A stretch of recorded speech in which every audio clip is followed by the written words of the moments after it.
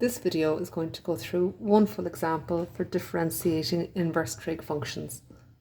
And the question that we're going to look at is differentiate sine inverse 2x. Now you might notice that at the beginning of this question I haven't written down y is equal to or f of x is equal to. Sometimes you will see this in the question, but quite often it will be presented to you exactly as you see it here. And if that's the case, the first thing you should do is give the function a name. So I'm going to name this function y is equal to. So I've called my function y equals sine inverse 2x. And the reason that I want to give it a name is because I actually want to take this function and I want to rewrite it so that it doesn't have an inverse anymore. So what I'm going to be able to do is say that, well, if y equals the sine inverse of 2x, well then the sine of y equals to 2x. I then want to use this information to draw a diagram. So I'm being told the sine of an angle. The sine of the angle y equals 2x. Now I know how sine is made. Sine is made by putting opposite over hypotenuse. So I'm going to want to use that information to draw a right angle triangle, and I'll know the opposite and I'll know the hypotenuse of it from my statement here. Now you might say, okay, well I can see the opposite, where's the hypotenuse? Well, I can write that as 2x over 1, and that gives me the hypotenuse as well. So how do I draw it? Well, I draw a right angle triangle. I call one of the angles y. I'm going to just place it here. I'm going to fill in the sides then accordingly from what I have for sine y. So opposite is the side here. I'm going to put in 2x. Hypotenuse is 1. I'm going to fill that in. Now, I really want to know all three sides of this triangle. So I'm going to use Pythagoras on the two sides that I know to work out the missing side. And in this case, that's going to give me my missing side as the square root of 1 minus 4x squared. These set of steps where I draw the information and use Pythagoras to find the missing side are going to be useful in a moment when I differentiate. And that's my next step.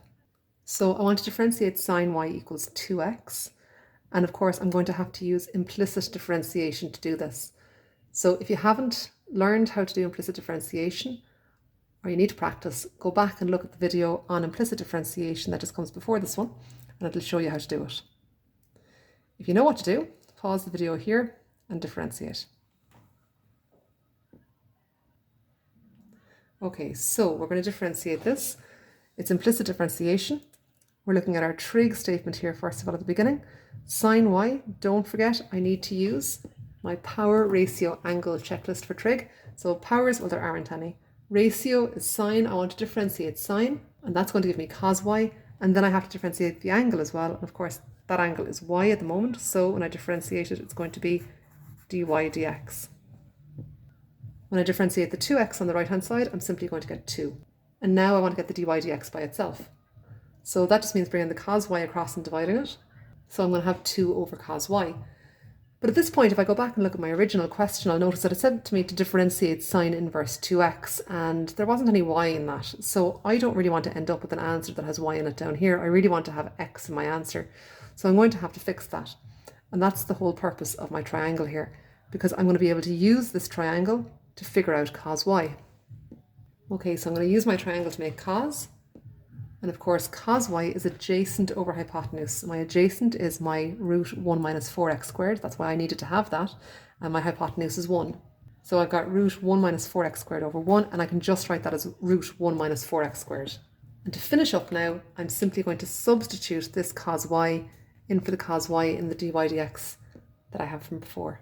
So in this case, dy dx, what it was 2 over cos y, is now going to be 2 over the root of 1 minus 4x squared. And this is my final solution. This is what I get when I differentiate sine inverse 2x.